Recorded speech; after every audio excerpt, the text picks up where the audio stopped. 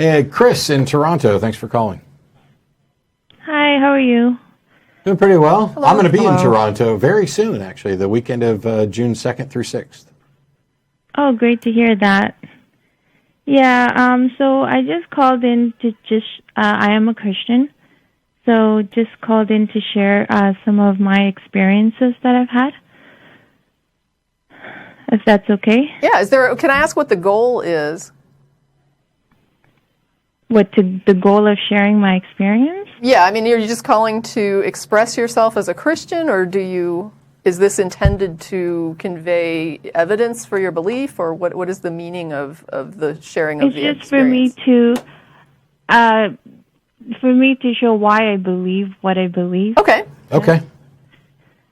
Yeah, so I became a Christian I guess now I've been a Christian for 6 years now. And it's because of experiences that I've had. Of course, I can't prove those experiences. I don't have physical evidence that I can prove, but it's based on those experiences that I did come to faith.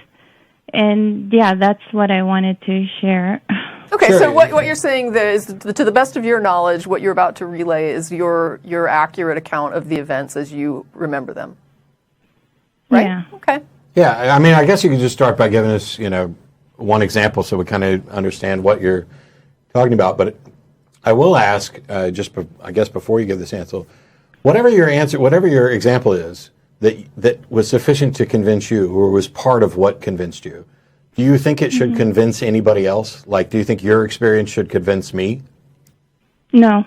Okay. Well, I guess just go ahead and give us an example, and we'll go from there.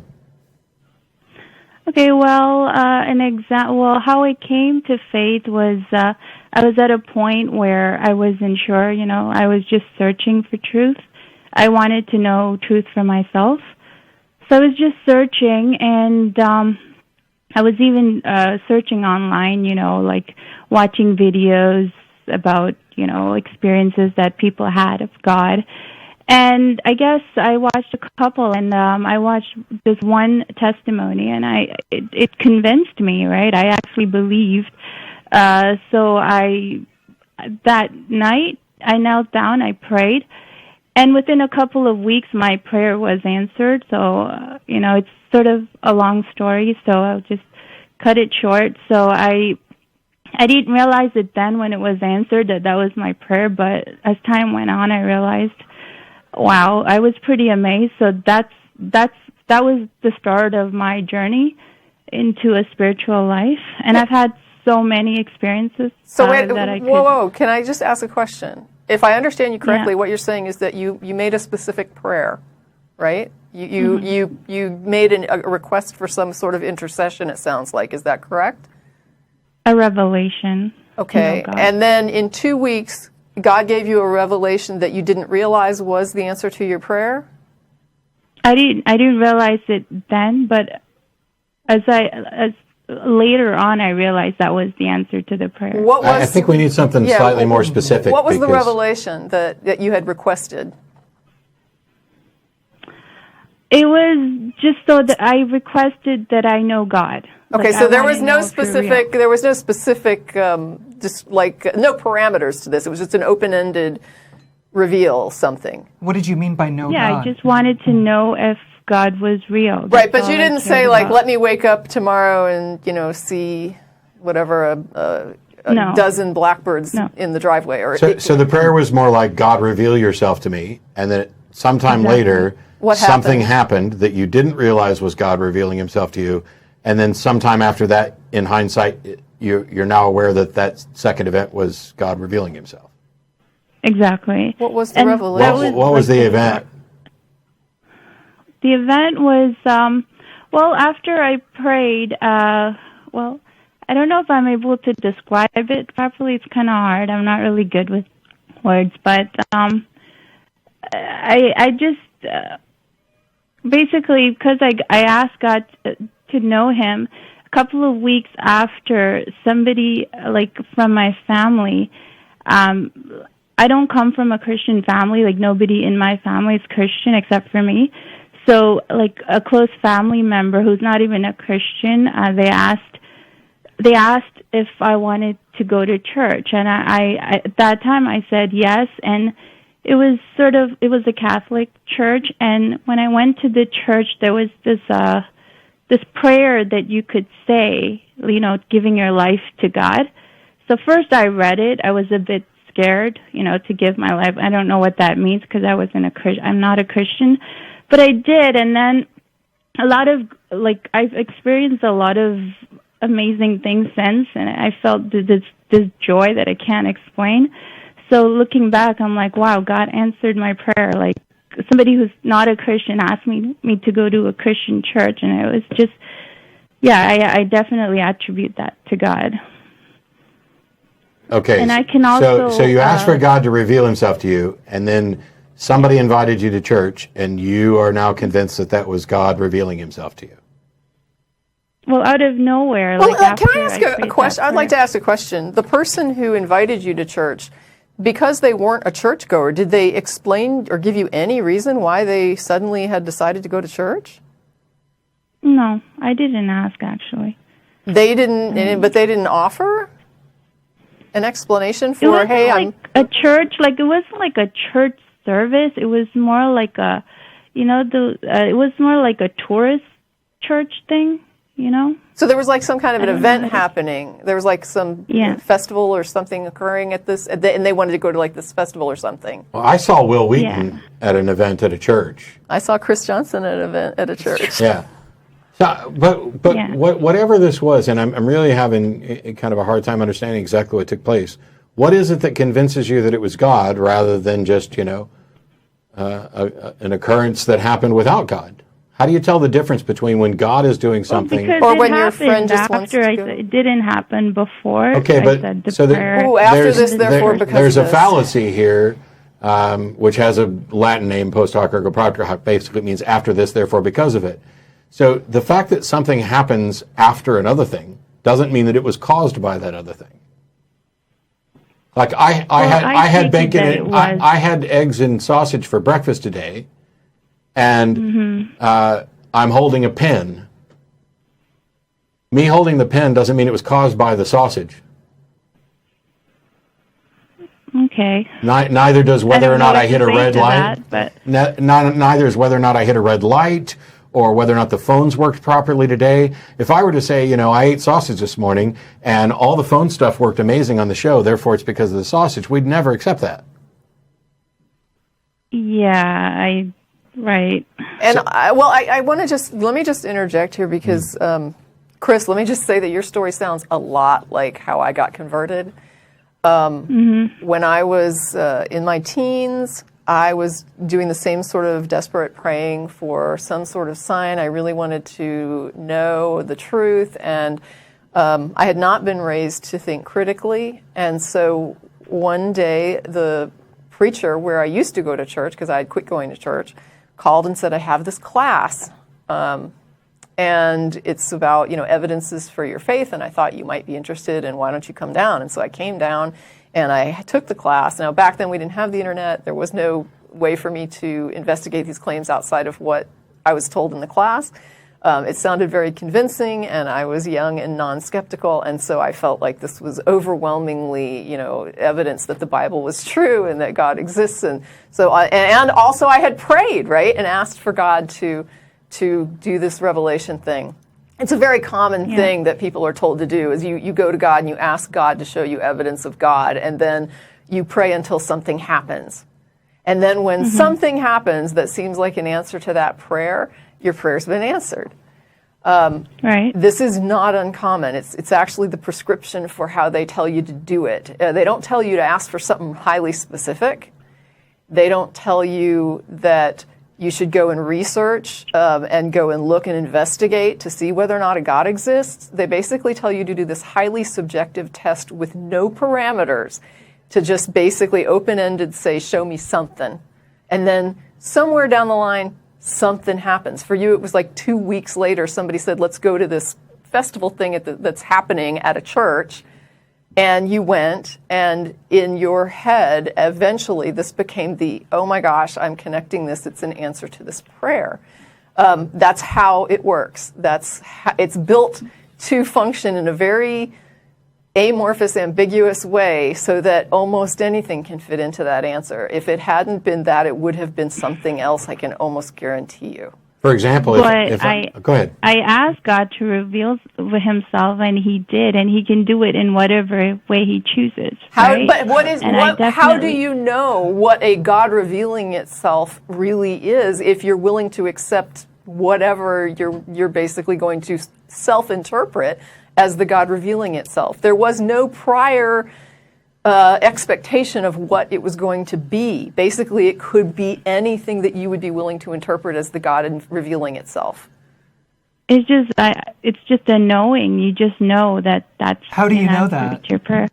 But why is it? Yeah, it sounds like you've experienced the same thing. The difference between me and you, I guess, is because I choose to believe that it's from God, and you. No, I did believe it was from God. That's what I'm saying. I did. I believed it, and I wasted a good, more than a decade of my life chasing after this set of beliefs, this belief system that I then later realized was founded on this sort of, unreasonable sort of testing and premises. And why would you even buy into the fact that somebody tells you that this is a fact, that this is how God reveals himself? Is there anything else on the planet that when you want to know whether or not it's true, you go and you sit in your room and you just pray to it to reveal to you that it's true? That's not how you discover the truth of things. You go and you investigate.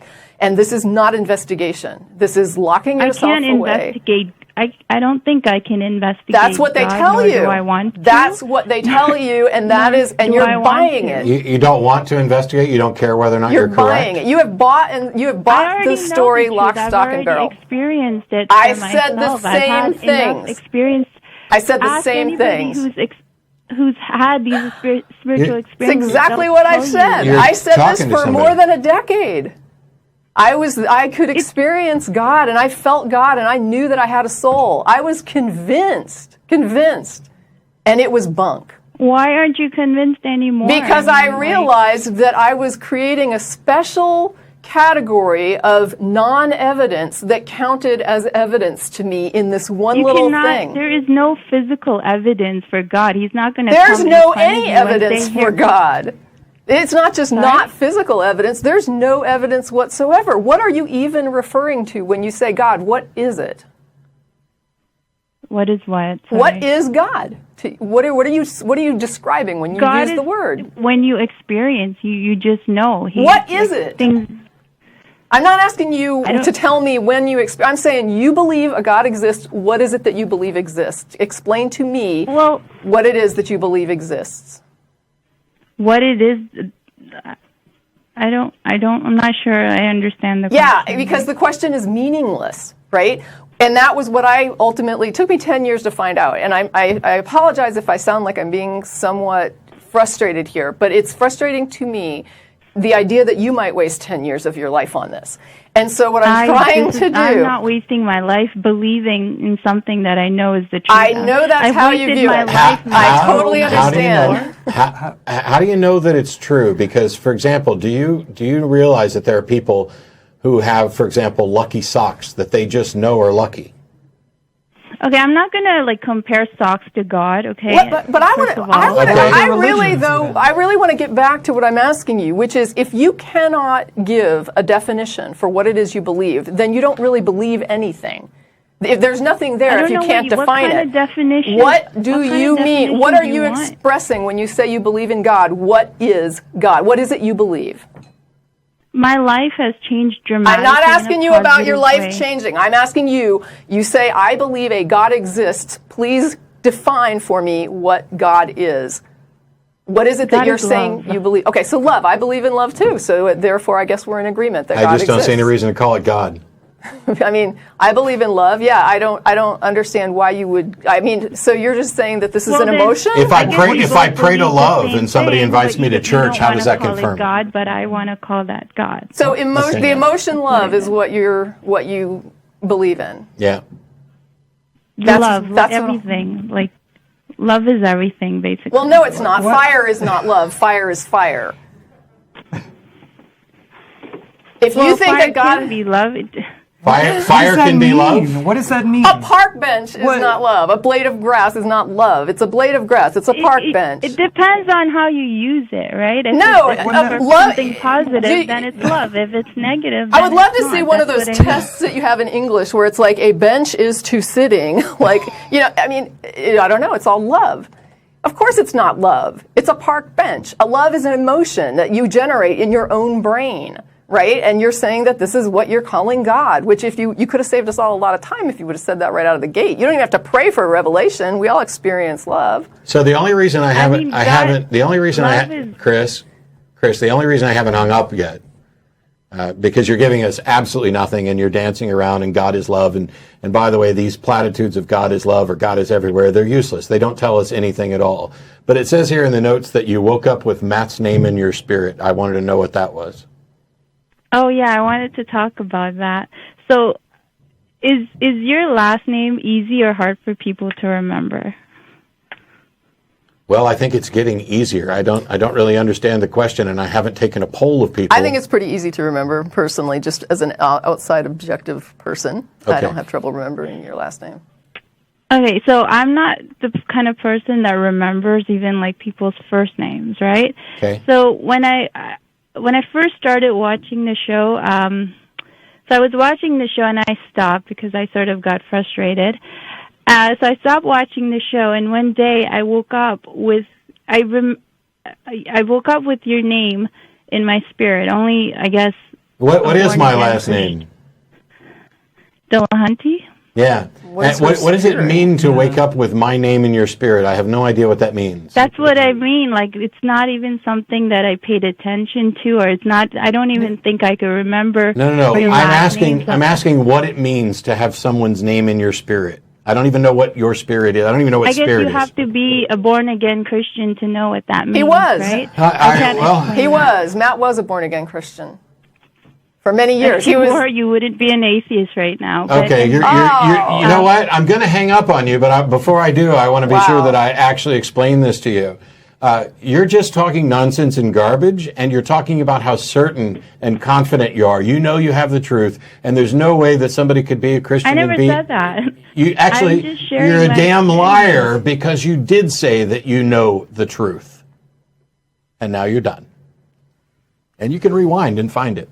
This thing about, I believe in this, but I can't describe it. I understand the feeling.